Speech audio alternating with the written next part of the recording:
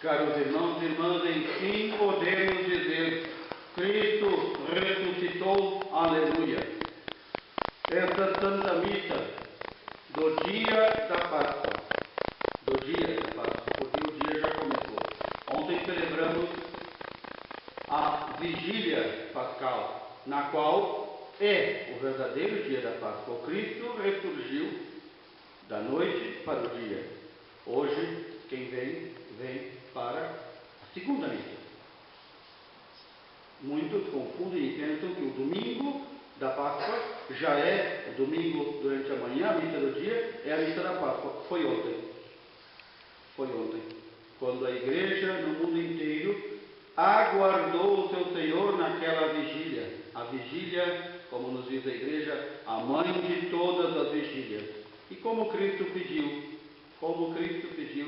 ao final de sua vida, já na quinta-feira santa, aos discípulos: vocês não conseguem vigiar nem uma hora comigo? E o que fizeram os discípulos? Dormiram. Assim, nossa igreja em muitos lugares ainda dorme. Recorda-se do Senhor na sexta-feira santa.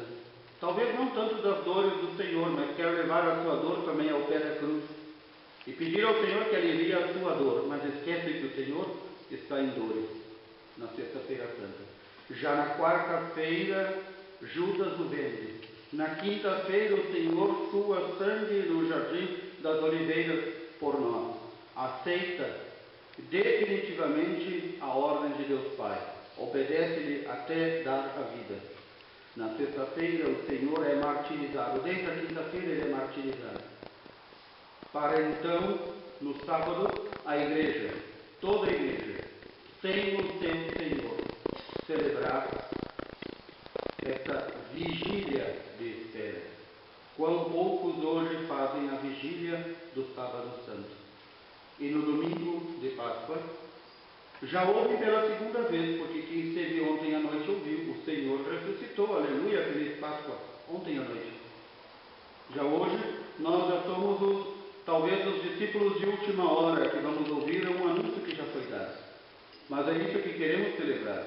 Este Senhor verdadeiramente ressuscitou. Por isso, São Lucas, escrevendo nos Atos dos Apóstolos, narra justamente aquilo que muitos estavam desamparados com a morte de Jesus. Quem eram esses? Aqueles que o seguiam. Ficaram transtornados como era possível um homem de Deus, que havia ressuscitado a tantos, curado outros tantos, libertado tantos possessos. Como era possível que este homem fosse entregue à morte? E o Senhor falou durante os 3 anos que esteve com eles, ensinando-os: eu devo ser entregue na mão dos sumos sacerdotes, dos judeus, devo ser entregue na mão daqueles que têm o poder para que me matem, porque a minha morte vai ser redentora, a minha morte vai trazer a verdadeira vida. Durante 3 anos falou isto a eles, e eles não entenderam. Nós aqui, diante da Páscoa do Senhor, diante da sua ressurreição, temos que nos perguntar muitas vezes: eu sou que tipo de discípulo? Aquele, como os discípulos que estavam no horto na quinta-feira, aos quais Jesus pediu pelo menos 1 hora de vigília e eu fiquei dormindo? Ou sou aquele que, vendo o Senhor na cruz, fugi de medo e me escondi? Também outros fizeram isso. Também outros discípulos, além de fugir, além de se esconder, além de tudo isso, ficaram desanimados e já não acreditavam em mais nada. Se viram frustrados. Diz a Santa Igreja que quando toda a Igreja, aquele pequeno grupo fundado pelo Senhor, já havia perdido a fé, num único coração se conservou a verdadeira fé, a esperança, a caridade, no coração de nossa Mãe, a Virgem Maria. Ela sabia, ela conhecia e ela acreditava em seu Filho. E por isso, grande deve ter sido a alegria desta mãe, de após ver tanto sofrimento ser infligido ao seu filho, vê-lo ressuscitado. Aqueles que eram mais fiéis ao Senhor, que acompanhavam o Senhor, que o ajudavam, que iam evangelizando também, por que não? Levando a palavra de Jesus a todos, eram algumas santas mulheres. Essas santas mulheres, sem medo, vão até o túmulo para verificar. Não para verificar se ele ressuscitou, até elas haviam desacreditado. Mas elas vão para terminar o embalsamamento, terminar de preparar o corpo do Senhor para a sepultura digna. E quando chegam, é isso que nós ouvimos ontem no Sábado Santo, encontram a pedra rolada. A pedra pesada que fechava o túmulo, que fechava aquela caverna onde estava o túmulo. E essas mulheres recebem do anjo: por que procurais aquele que está vivo aqui entre os mortos? Ele está vivo, ressuscitou conforme disse. Ele falou. O anjo poderia ter dito: mas como vocês são estúpidos, já falamos tantas vezes que ele ressuscitaria, por que não acreditam? Nós vamos ver muitas vezes os anjos de Deus dando os puxões de orelhas. Mais adiante, quando o Senhor voltará ao Pai, depois dos 40 dias entre os fiéis, os anjos terão que dizer aos discípulos: Jesus mandou que vocês fossem evangelizar, o que estão aqui parados olhando para o céu? Esse é outro tipo de discípulo, que fica parado, esperando que os outros façam. Além dos discípulos que abandonam o Senhor, além dos discípulos que dormem quando deveriam estar acordados, dos discípulos que se escondem de medo, dos discípulos que não proclamam o Evangelho, ainda há aqueles corações poucos que proclamam o Senhor com sua vida, e proclamam o centro da vida do Senhor, que não é o Natal. O centro da vida do Senhor, o centro da nossa fé, é a ressurreição de nosso Senhor Jesus Cristo. Diz São Paulo a todos, falando nos Atos dos Apóstolos junto com Lucas, e Pedro apresentou-nos e disse: nós somos testemunhas que Deus nos escolheu para levar a sua palavra. Nós bebemos e comemos com ele, não antes dos 3 anos, mas depois de ressuscitado. Nós temos que pregar que ele ressuscitou dos mortos.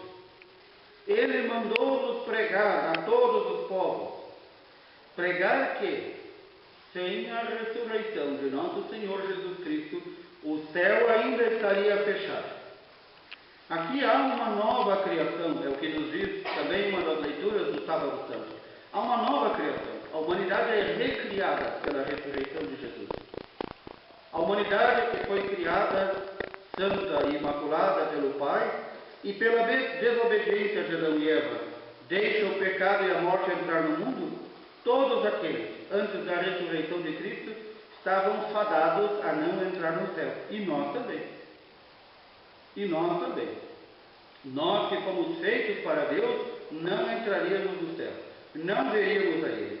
Foi necessário que, para pagar a desobediência, o crime, os nossos pecados, o Senhor sofresse tudo o que sofreu, para abrirmos novamente a porta do céu.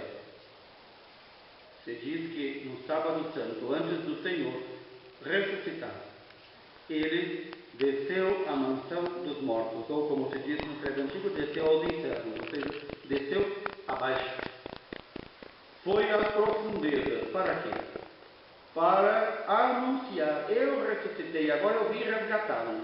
Todos aqueles homens, mulheres, justos, bons, que não puderam entrar no céu, que estavam numa espécie de limbo, viam talvez de muito longe a Deus, mas não podiam ter acesso nenhum. E para isso nós fomos criados, para estar face a face com Deus. Todos esses que esperaram um milênio foram libertados por Cristo. Os antigos ícones, as antigas imagens nos mostram Cristo ressurgido, ressuscitado, tomando pela mão, um em cada mão, Adão e Eva, e assim todos os pais, e levando para o céu. A ressurreição do Senhor é a nossa ressurreição. Se nós não formos obedientes ao Pai, se não seguirmos seu Filho Jesus Cristo, se não ouvirmos a voz do Espírito Santo que fala através da sua igreja, nós não ressuscitaremos com Cristo. Não foi um presente que o Senhor nos deu de mão beijada. É certo que se chama graça. Graça significa algo dado a quem não mereceu. E nós não merecemos nada do que Ele fez por nós. Não podemos fazer nada para merecer também. Somos indignos do Senhor. No entanto, Ele nos deu a graça. De graça, como se diz popularmente. Nos deu a graça. A graça de, se formos fiéis ao Pai, se seguirmos seu Filho Jesus Cristo, se ouvirmos o Espírito Santo que fala por sua igreja, também ressuscitarmos e também recebermos a vida eterna. Aqui nós nos recordamos, São Paulo novamente falando aos Colossenses: se nós ressuscitamos com Cristo, e nós ressuscitamos com Cristo no seu batismo, devemos nos esforçar para alcançar as coisas do alto. E quantas vezes nós nos esforçamos para alcançar as coisas aqui de baixo? É a promoção, é o cargo, é o título, é a boa casa, é a boa vida, é o descanso e a tranquilidade. E as coisas do alto vão ficando. E o Senhor vai ficando. Se nós ressuscitamos verdadeiramente com Cristo, devemos nos esforçar para alcançar as coisas do alto. Onde está Cristo à direita do Pai? Aspirai, diz São Paulo, as coisas celestes e não as coisas terrestres. É evidente que as coisas terrestres são importantes, mas não são necessárias. Para que eu seja santo, tanto faz eu morar em uma bela casa ou debaixo da ponte, ou na rua. Para que eu seja santo, tanto faz que eu vista uma roupa de luxo ou um trapo. Para que eu seja santo, tanto faz eu ser doutor ou ser um analfabeto. O reino dos céus não se compra com títulos, não se compra com propriedades e não se compra, muito menos com posições. O reino dos céus é vendido, diz o Senhor em outro evangelho, é vendido àquele que traz aquilo que tem.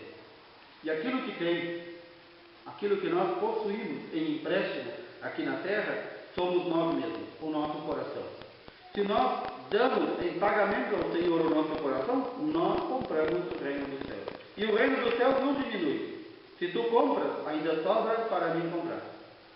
Se tu compras mais ainda o reino dos céus, sobra mais ainda para mim. O reino dos céus não é uma mercadoria que se acaba. Por isso diz São Paulo: aspirar às coisas celestes, em tudo procurar fazer a vontade do Senhor. Em tudo procurar saber qual é a vontade do Senhor em minha vida. Um verdadeiro cristão que já ressuscitou com Cristo não tem setores da sua vida que são de Cristo e outras que são suas. Tudo é de Cristo. Tudo é do Pai. Tudo é do Espírito Santo. E aí nós veremos o Senhor vivendo em nós. Nós que recebemos a Santíssima Trindade em nosso batismo. Deixaremos a Santíssima Trindade viver em nós se nenhuma fresta, nenhum canto de nossa vida ficar reservado a nós.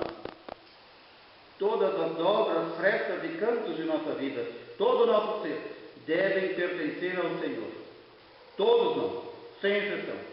Todo o povo de Deus deve se recordar na Páscoa do Senhor que Ele é povo de Deus. Não é povo de qualquer outra coisa ou qualquer outro Senhor. É povo de Deus. Quando Cristo aparecer em seu triunfo, de São Paulo, então nós também apareceremos com Ele, estaremos com Ele. Estaremos assim como o Cristo está à direita do Pai, nós também estaremos à direita do Cristo. Vinde, benditos de meu Pai, diz o Senhor àqueles que serão salvos. Vinde, benditos de meu Pai, porque tudo o que fizestes aos outros em meu nome, foi a mim que o fizeste. Ide para o fogo eterno, malditos, porque tudo o que deixaste de fazer ao teu irmão em meu nome, foi a mim que deixaste de fazer. Os discípulos recebem o anúncio das mulheres, Maria Madalena e as outras mulheres, e no entanto não creem. Pensam que elas estão em um desvario, assim ouvimos ontem o Evangelho, que elas estão loucas, que elas estão tão emocionadas com a morte do Senhor, que é impossível. Mas adiante, Maria Madalena insiste, por isso ela é chamada aquela que é como os apóstolos. Ela vai e fala novamente a Simão Pedro, chefe da igreja. E quem segue Simão Pedro? João, o discípulo mais amado. E vai e diz: o Senhor ressuscitou, verifiquem o túmulo. Verifiquem o túmulo. Tiraram o Senhor do túmulo e não sabemos onde o colocaram, diz ela. Os romanos, os judeus vão dizer: os discípulos roubaram o corpo. Como roubaram o corpo se tinha guardas na frente? Se estavam lá guardas colocados para que ninguém chegasse ao túmulo. Os sumos sacerdotes vão dizer aos guardas: vocês digam assim. Não, os guardas vieram contar que não sabiam como o corpo tinha desaparecido. Eles estavam guardando. E os sumos sacerdotes vão ensinar-lhes uma mentira. Digam que vocês estavam dormindo e os discípulos vieram e roubaram. A primeira mentira, a grande mentira, diante da ressurreição do Senhor. Como se estavam dormindo, viram que foram os discípulos que roubaram. Alguém enxerga algo enquanto está dormindo? E, no entanto, os discípulos não roubaram o corpo. Os discípulos também são pegos de surpresa. Os discípulos, Pedro e João, correm para o túmulo. O mais jovem, João, chega, fica atônito com o que vê e não entra. Simão Pedro entra e vê as faixas de linho no chão. E o pano que estava enrolado, o sudário da cabeça, colocado, dobrado à parte. Havia uma tradição entre nossos irmãos orientais, especialmente entre os judeus, de, ao momento em que o Senhor era servido pelos servos, à mesa, se o Senhor sairia para resolver algo e voltaria e queria dizer: eu ainda estou aqui, não tira a mesa, o Senhor dobrava o sudário, também chamava-se assim o sudário, o guardanapo, e colocava ao lado. Também os discípulos entendem esse código, entendem esse sinal. O Senhor esteve aqui, foi o Senhor que saiu, e o Senhor colocou aqui este sudário do seu rosto dobrado à parte, para dizer: eu estou aqui. Está nos dando o sinal. Veem as faixas de linho deitadas no chão, e o pano que tinha estado sobre a cabeça de Jesus, não posto com as faixas, mas dobrado em lugar à parte. Diz que o primeiro discípulo que havia chegado e não havia entrado, João, entra ao túmulo. Ele viu e acreditou. Foi o Evangelho de João que nós ouvimos. E o próprio João diz: de fato nós não havíamos ainda compreendido a Escritura, segundo a qual ele devia ressuscitar dos mortos. Há este tipo de discípulo ainda, nos dias de hoje, que ainda não compreendeu que era necessário ao Senhor ressuscitar dos mortos. E é necessário a nós também um dia ressuscitarmos dos mortos. Todo aquele e toda aquela que ainda não vive a sua vida de acordo com o critério do Senhor, de acordo com sua vontade, e que procura fazer a sua vontade e não a de Cristo, este ainda não compreendeu que necessita também ressuscitar. Que o Senhor nos prometeu a ressurreição. Hoje o nosso Cordeiro Pascal, Jesus Cristo, já foi imolado. Já foi imolado. Nós celebramos esta festa com o pão da retidão e da verdade. Com o pão da retidão e da verdade. Celebremos esta festa com sinceridade e verdade, buscando o Senhor, porque Ele quer nos alcançar, porque o Senhor quer nos libertar e salvar, mas não poderá fazer nada se nós não quisermos. Busquemos o Senhor todos os dias de nossa vida. Digamos juntos: o Senhor ressuscitou, aleluia, aleluia. O Senhor ressuscitou, aleluia, aleluia. E juntos professemos esta fé, deixada, legada a nós pelos discípulos, pelos apóstolos, fé esta anunciada por toda a igreja, ao rezarmos o credo, como deveríamos fazer sempre, meditemos naquilo que estamos proclamando, professando. Cristo ressuscitou, Deus enviou seu Filho. Rezemos. Creio em Deus.